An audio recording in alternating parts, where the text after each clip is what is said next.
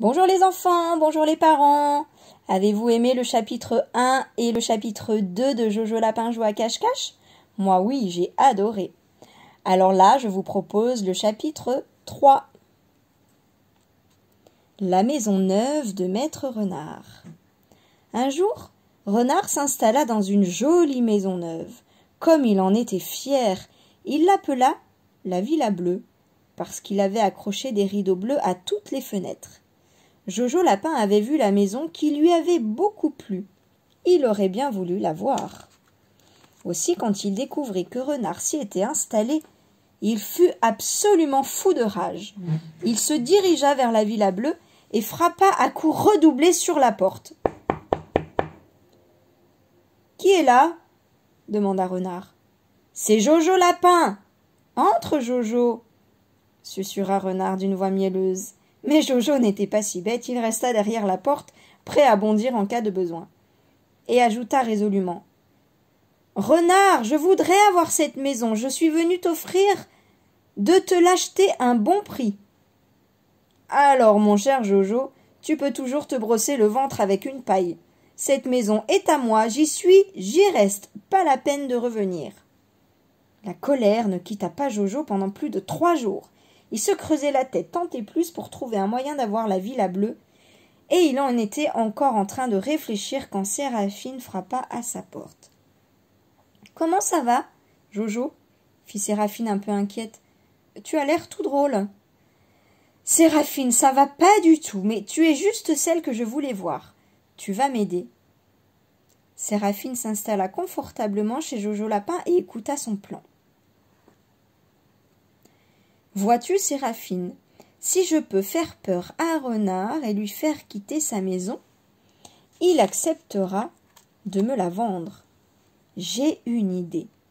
Je vais m'installer sur son toit et je vais faire descendre par sa cheminée tout un tas d'objets que je suspendrai au bout d'une ficelle.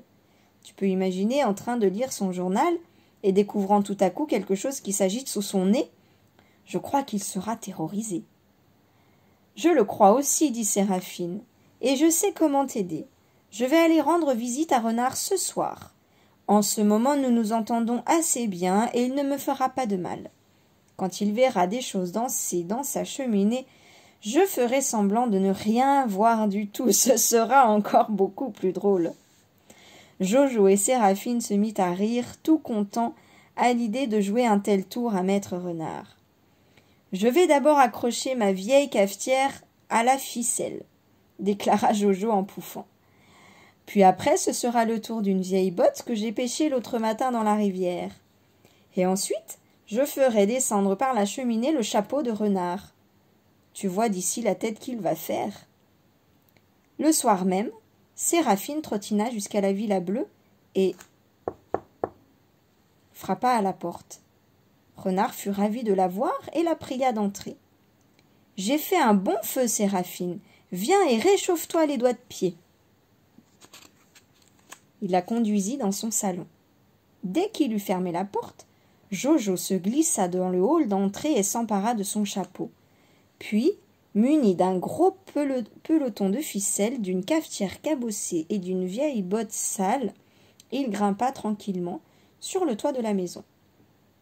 Il s'assit alors à côté de la cheminée et tendit l'oreille pour écouter la conversation de Séraphine et de Renard. « Tu sais, dit Séraphine, cette maison me semble bizarre, je crois que je n'aimerais pas y habiter. »« Bof, fit Renard, tu parles sans savoir. Cette maison est tout à fait normale et n'a rien de bizarre. »« Rien de bizarre, ricana Jojo Lapin.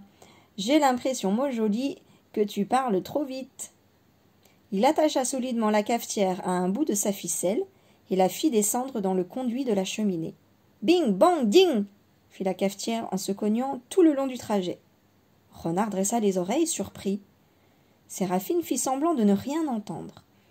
Bientôt, au-dessus des flammes, juste devant le nez de Renard, apparut la cafetière. Pendant un moment, il n'en crut pas ses yeux. Une cafetière dans sa cheminée. Elle ne pouvait être là que par magie. Qu'est-ce que cela voulait dire? Il chuchota à voix très basse. Séraphine, dis-moi pourquoi il y a une cafetière dans ma cheminée. Séraphine fit semblant d'être étonnée. Une cafetière? Répéta-t-elle. De quoi parles-tu donc, renard? Une cafetière, si je t'écoute, tu vas bientôt me raconter qu'elle s'est mise à danser. Jojo Lapin pouffa de rire en entendant cela. Il se mit à agiter la ficelle à petites secousses, et la cafetière aussitôt se trémoussa comme si elle s'était mise à danser. Renard faillit avaler ses moustaches. Il articula le souffle court. « Mais elle danse! Elle danse! Regarde donc, Séraphine! Tu vois bien que cette cafetière s'est mise à danser dans ma cheminée !» Séraphine s'approcha de la cheminée, la regardant pendant un moment, et déclara fermement. « Non, renard, je ne vois pas de cafetière, est-ce une blague? Pourquoi me racontes-tu de telles sornettes ?» La cafetière disparut brusquement. Renard poussa un gros soupir. « Il n'y a plus rien, » fit-il soulagé. « Mais c'est étrange, ma foi. Cette cafetière dans ma cheminée, tu ne l'as vraiment pas vue, Séraphine ?»« Allons, tu as voulu plaisanter. Avoue-le, renard. Tu n'as pas plus vu de cafetière dans ta cheminée que de vieilles bottes. » Bang, bang, bang, qu'est-ce qui descendait au bout de la ficelle? Renard poussa un grand cri. « Ouh là là, une botte !» hurla-t-il. « Une botte là, tu la vois, Séraphine ?» Non, fit Séraphine en feignant de regarder très attentivement. Je ne vois rien. Assieds donc toi, renard. Ne t'agite pas comme un diable, tu troubles ma digestion. C'est que je n'ai pas l'habitude de voir danser des cafetières et des bottes dans les cheminées, répliqua Renard. Tu me disais tout à l'heure que cette maison avait quelque chose d'étrange, eh bien, ça a l'air vrai. Ah, je n'aime pas ça du tout. Calme-toi, renard. Je ne comprends pas bien ce que tu racontes sur ces bottes et sur ces cafetières. Ne dis donc pas de bêtises. La botte disparut. Renard ne quitta pas des yeux la cheminée pendant un long moment. Puis il en eut assez d'être debout. Il alla se rasseoir dans son fauteuil. Il n'était pas plutôt assis qu'il se relevait en hurlant, renversant son fauteuil par terre. La botte était revenue et dansait à nouveau. Séraphine avait bien envie de rire, mais elle n'osait pas. « Allons, allons, demanda-t-elle. Qu'y a-t-il encore? Ne me dis pas que tu as encore vu quelque chose dans ta cheminée. Vraiment, renard, je ne comprends pas pourquoi tu as acheté cette maison. J'ai entendu dire que Jojo Lapin la voulait, je ne sais pas pourquoi tu ne la lui as pas laissée. Je me le demande bien. J'ai mis renard, mais s'il la veut encore, je sais bien que je la lui vendrai tout de suite. Jojo Lapin poussa un gros soupir de joie. Il accrocha alors à sa ficelle le beau chapeau neuf de renard et le fit descendre par la cheminée. Fit, fit, fit, fit.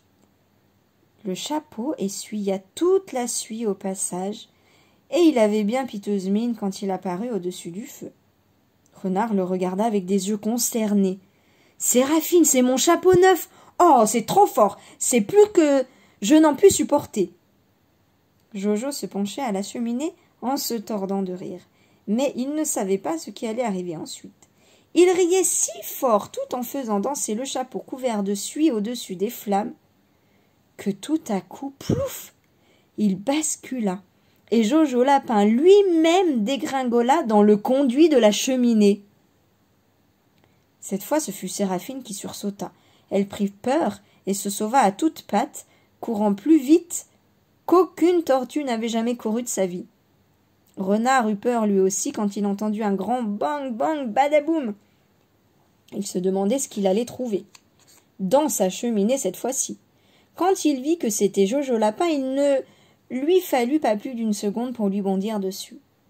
Jojo, heureusement pour lui, avait réussi à se remettre sur pattes. Hop! Le poil roussi, il sauta par la fenêtre et s'enfuit chez lui sans se retourner. Mais le lendemain, Maître Renard qui passait sur la route lui cria de loin. « Jojo Lapin, quand donc reviendras-tu pour me ramener mes cheminées ?» Jojo Lapin, pas content du tout, lui montra le poing. « Allons, Jojo, sois bon joueur, on ne peut pas gagner à tous les coups. » Ah oui, t'es les prix qu'il croyait prendre. Allez, je vous embrasse les enfants, à bientôt, on se retrouve pour le chapitre 4. Les cornes de Comperlou, à tout de suite.